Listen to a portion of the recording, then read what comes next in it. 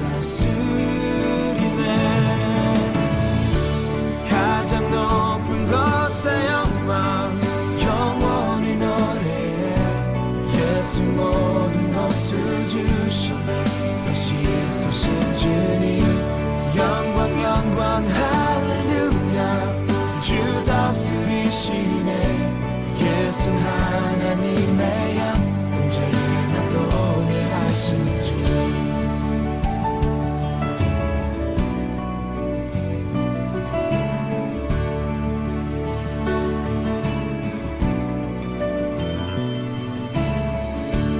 모든 이도 되신 주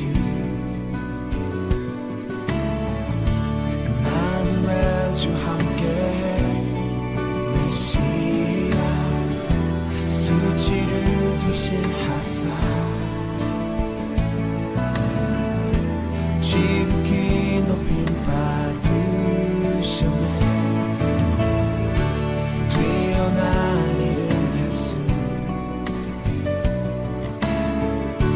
주는 정과 나주 영원히 화목해 하신 예수. 아버지 항상 사랑해 주. 가장 높은 곳의 영광 영원히 노래해.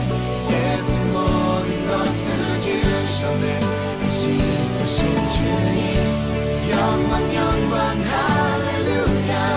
주 다스리시네. 예수 하나님의 양 언제나 동행하신 주. 가장 높은 곳의 영광 영원히 노래해.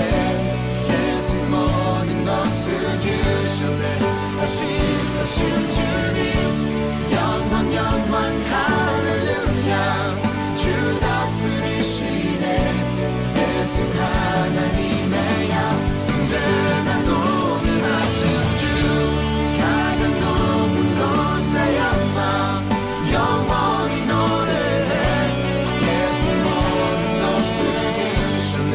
다시 사신 주님 영광 영광 할렐루야. 주 다스리시네. 예수 하나님의 양 언제나 동행하신 주. 전능하신 주님 거룩 거룩 거룩. 전능하신 주님 거룩 거룩. 우리가 너를 사마리아 사람이라 또는 귀신이 들렸다 하는 말이 옳지 아니하냐? 나는 귀신 들린 것이 아니라 오직 내 아버지를 공경함이거늘 너희가 나를 무시하는도다.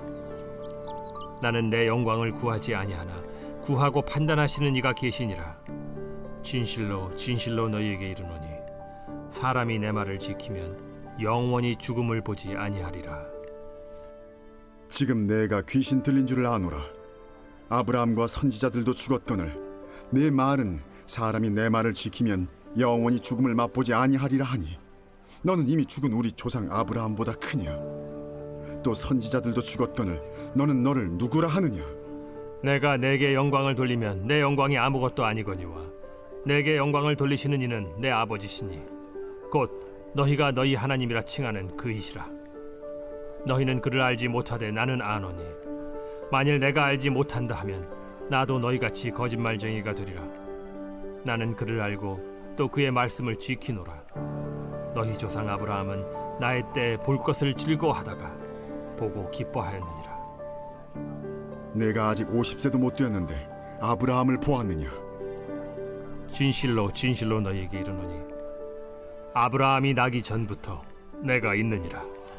그들이 돌을 들어 치려 하거늘 예수께서 숨어 성전에서 나가시니라.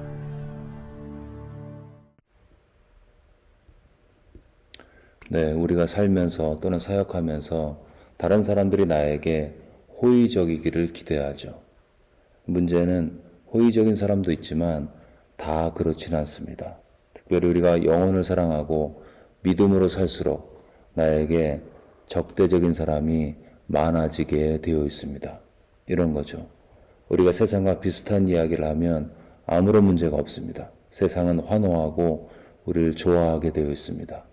그런데 세상과 다른 원칙을 이야기하고 다른 가치관을 따라 살기 시작하면 그때부터 세상은 이상하게도 우리를 미워하기 시작합니다. 어떤 모임에서 분위기가 좋다가도 한 사람이 갑자기 예수의 복음을 증거하기 시작하면 바로 반응이 오죠. 믿음으로 살자고 하면 신기하게도 불편해하는 묘한 분위기가 그 모임 가운데 생기는 것입니다. 왜 그럴까요? 그것은 죄인인 인간들의 마음에, 우리의 마음 가운데 어둠을 선호하는 특성이 있기 때문이고 어둠의 왕인 사탄의 공격이 있기 때문인 것입니다. 예수님은 빛이십니다. 그래서 그분이 증거되는 곳에 어둠의 실체가 드러나게 되어 있습니다. 마치 바퀴벌레가 편안하게 드글거리면서 어두운 가운데 기어다니고 있는데 갑자기 빛이 싹 비춰지면 어떻게 될까요? 난리가 나겠죠. 어두운 세상 가운데 꽁꽁 숨어 있는데 갑자기 빛이 서치라이트처럼 비춰지면 어둠이 편했던 모든 것들은, 이 바퀴벌레들은 발악을 하게 되어 있습니다. 예수님의 빛이 선포되는 곳에 하나님의 진리의 빛이 임하고 빛보다 어둠을 사랑하는 우리들은 의식적으로 또는 무의식 가운데 자기가 왜 그런지도 모르면서 예수님과 예수님의 사람들을 공격하게 되어 있습니다. 주변에 보면 부처님이나 공자님을 공격하는 사람 별로 없죠. 근데 신기하게도 예수님을 공격하는 사람들은 꽤 있습니다. 그리고 그 예수님을 제대로 믿고 제대로 전하는 사람들도 예수님처럼 당연히 공격을 받는 것입니다. 그래서 우리가 믿음으로 살기 시작할 때 피할 수 없는 것은 원수의 공격인 것입니다. 오늘 본문은 적대적인 사람들에게 예수님께서 어떻게 반응하셨는지를 우리에게 보여주고 있습니다. 본문에 있는 대적자들에 대한 주님의 반응을 통해 믿음으로 살려고 할수록 피할 수 없는 세상과 세상의 사람들과 사탄의 공격을 어떻게 이겨야 하는지를 살펴보도록 하겠습니다. 첫 번째, 대적자들에 대한 주님의 대응 방법은 하나님의 진리였습니다. 하나님의 진리로 달려가고 하나님의 진리를 묵상하고 하나님의 진리를 선포하고 주장했던 것입니다. 48절에 보시면 유대인들이 주님을 공격하고 있죠. 예수님 보고 너는 사마리아 사람이라 또는 귀신이 들렸다. 예수님의 정체성을 공격했습니다. 예수님의 메시지를 공격할 수는 없었겠죠. 사랑과 공의를 외친 주님의 말씀은 반박할 수가 없었습니다.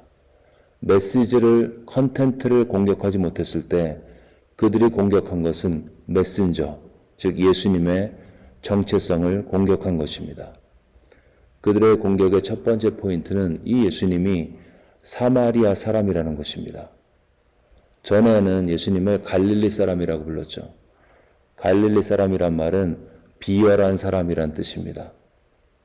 이전은 비열한 사람이라고 불렀는데 이제는 사마리아 사람이라고 부르고 있습니다.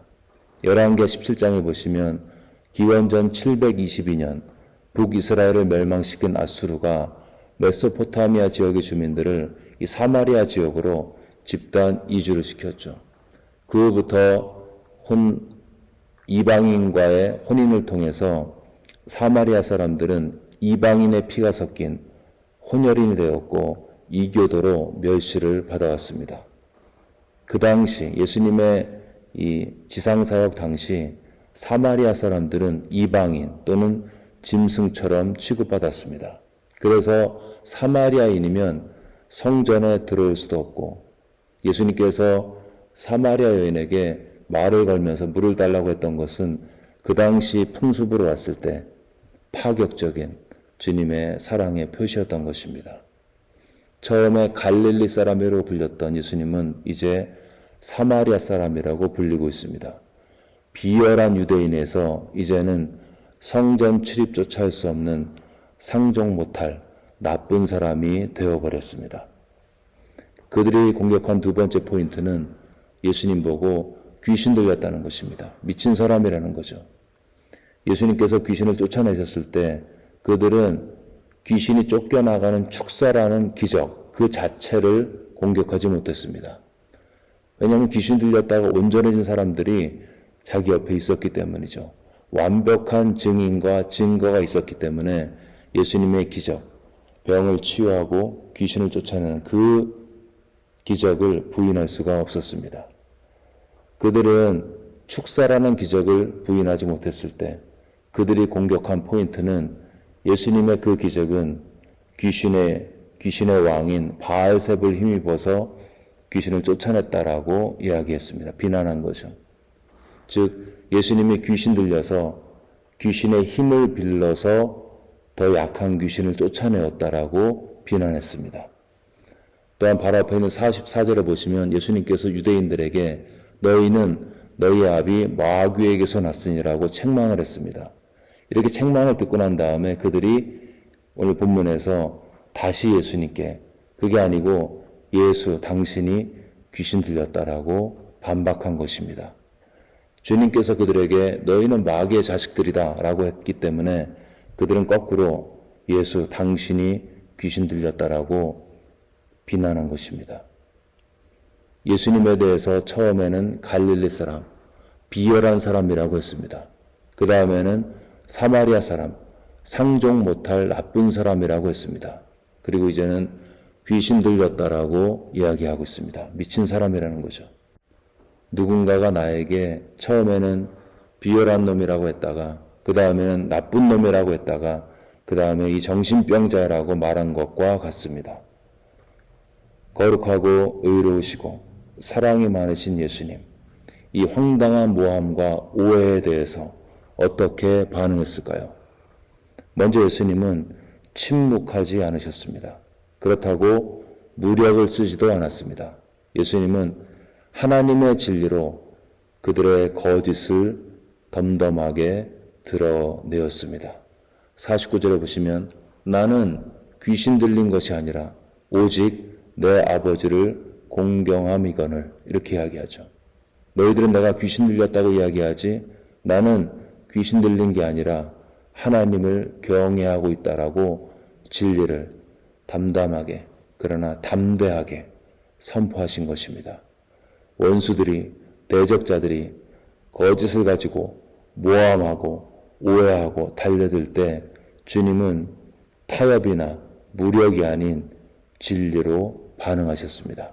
여러분, 우리의 삶에서 근거 없는 모함과 오해가 몰려올 때 우리가 달려갈 곳은 하나님의 진리인 것입니다.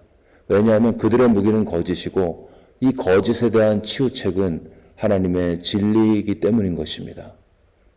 그러므로 우리에게 적용하면 나에게 어떤 공격이 몰려올 때 가장 먼저 점검할 것은 이것이 진리인가 아닌가, 이것이 사실인가 아닌가 거기에 집중하는 것입니다. 예를 들어서 내가 하지도 않은 일을 했다는 소문이 막 돌고 있어요. 근데 그 소문은 거짓이죠. 내가 하지 않았기 때문에. 팩트는 내가 안 한 것입니다. 그렇다면 내가 하지 않았다는 팩트, 진실, 그 진리에만 포커스하는 것입니다. 이것이 주님의 방법이었고 우리의 방법이어야 하는 것입니다. 그리고 이렇게 내가 집중한 진리는 진실은 능력이 있기 때문에 그 능력으로 내 삶을 지켜주게 되어 있습니다. 우리는 평화주의자처럼 맨날 타협할 필요도 없습니다. 그러나 분노 조절 장애자처럼 맨날 화를 내고 짜증내고 분노할 필요도 없습니다. 우리가 할 것은 다만 그 말이 사실인가, 진실인가, 진리에 부합한가, 하나님 말씀에 맞는 것인가만 생각하고 사실이 아니면 흘려보내고요. 진리만 생각하고 묵상하고 말하면 되는 것입니다. 여러분, 살면서 사역하면서 억울한 공격을 당할 때 타협이나 분노가 아닌 진실과 진리에 집중하심으로 주님처럼 진리의 능력으로 승리하시기를 주의 이름으로 축원합니다. 두 번째 주님의 방법은 하나님의 영광만을 구하는 것입니다. 나의 영광이 아닌 하나님의 영광만을 구하라. 주님께서 공격을 받으셨을 때 50절에 이렇게 반응하시죠. 나는 내 영광을 구하지 아니하나 구하고 판단하시는 이가 계시니라. 태생이 천한 사마리아 이단이다. 귀신 들렸다. 이런 예수님의 평판을 깎아내리는 오해와 모함의 험한 말을 들었을 때 예수님은 멘탈이 전혀 흔들리지 않았습니다. 왜요? 예수님의 중심에는 자신의 영광을 구하는 것이 없기 때문이었습니다. 오직 자신을 통해서 하나님의 영광만이 구해지도록, 드러나도록 마음의 초점을 거기에 맞췄고 그것이 그분께 중요했기 때문에 자신을 깎아내리는 사람들의 오해와 모함이 예수님께는 거의 문제가 되지 않았던 것입니다. 여러분, 내 영광을 구하는 사람은 예민하게 되어 있습니다. 조금만 나를 무시하면 발끈하죠. 내가 드러나고 있으면 우쭐해하고 내가 무시되고 있으면 민감하게 반응합니다. 엄청 피곤한 삶을 사는 거죠. 그러나 자신의 영광이 아닌 하나님의 영광을 구하는 사람은 타인이 나에 대해서 대하는 태도가 별로 중요하지 않습니다.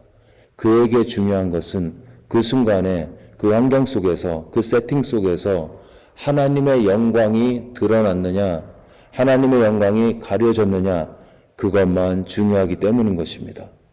그러므로 나를 공격해서 깎아내리는 원수에 대한 두 번째 법은 나의 영광이 아닌 하나님의 영광만을 구하고 묵상하고 살아가는 것입니다. 여러분, 헤롯은 자신의 영광을 구했기 때문에 찝찝해하면서도 자신의 딸의 원대로 이 침례 요한의 목을 쳤습니다. 그가 그 딸의 그 춤 때문에 마음이 울려서 네가 원하는 거 다 주겠다. 그렇게 했던 약속을 지켜야 하는 위신이 있었기 때문에 그는 하나님의 사람인 요한을 죽이는 치명적인 죄를 저질렀습니다. 그에게는 사람들 앞에서 자신의 영광이 드러나는 게 하나님의 진리보다 중요했던 것입니다. 그가 만약 하나님의 영광을 구했다면 사람들 앞에서 체면이 깎였어도 이렇게 말했어야 되죠. 내가 내 딸에게 모든 것을 다 주겠다고 했지만 그 말은 잘못되었다. 나는 하나님의 사람 요한의 목을 줄 수가 없다.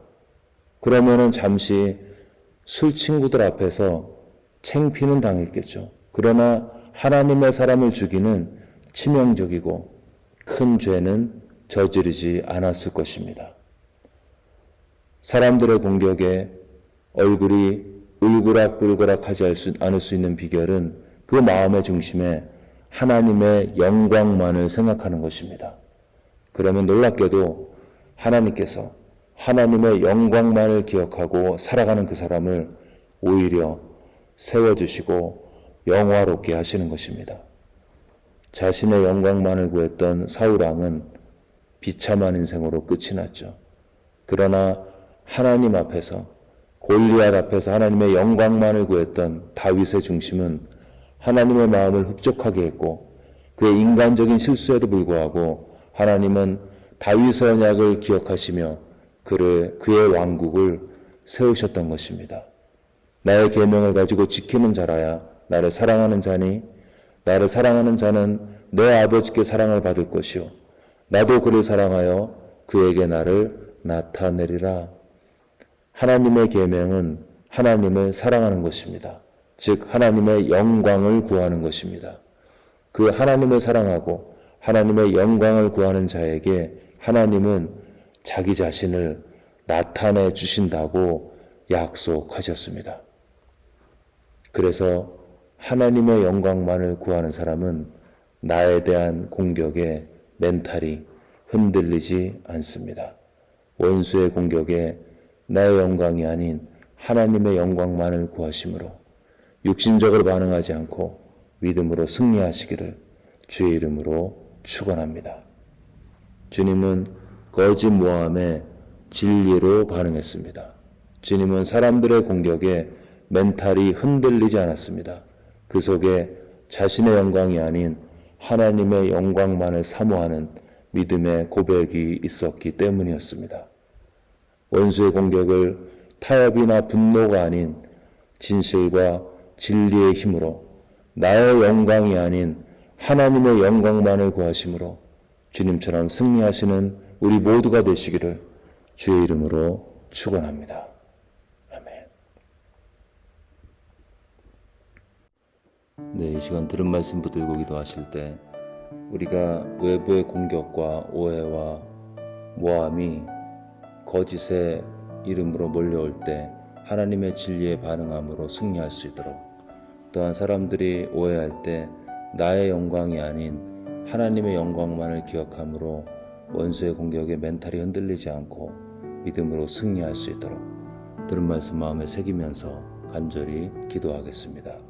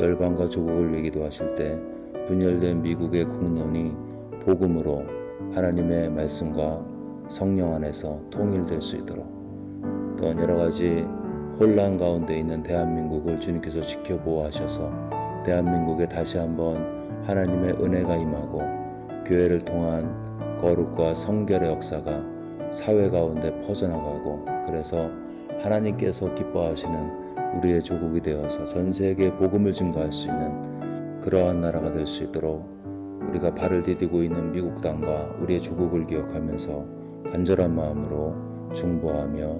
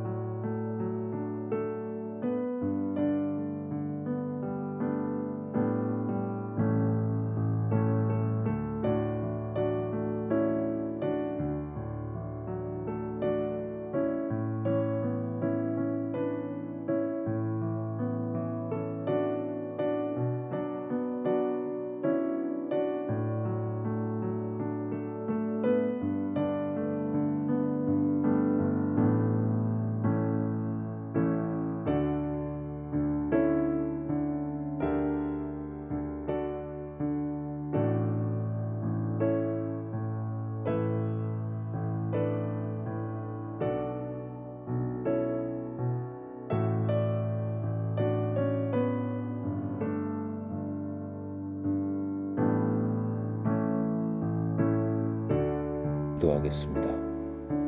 마지막으로 교회를 위해 기도하실 때 교회 다음 세대 사역, 특별히 건축과 유수 사역자 청빙을 위해 기도해 주시고요. 우리 목장 사역 가운데 함께 하셔서 특별히 목자와 목녀들에게 힘주셔서 복장을 통해서 영혼들이 변화되어지고 은혜를 받고 주님의 제자로 세워지는 축복을 위해서 간절히 기도하겠습니다. 아프신 분들의 치유를 기억하면서 우리가 불러왔던 그분들의 이름을 부르면서 간절한 마음으로 하나님의 치유가 나타나서 회복의 역사로 함께 해달라고 아프신 분들의 치유와 사역을 위해서 간절히 기도하겠습니다.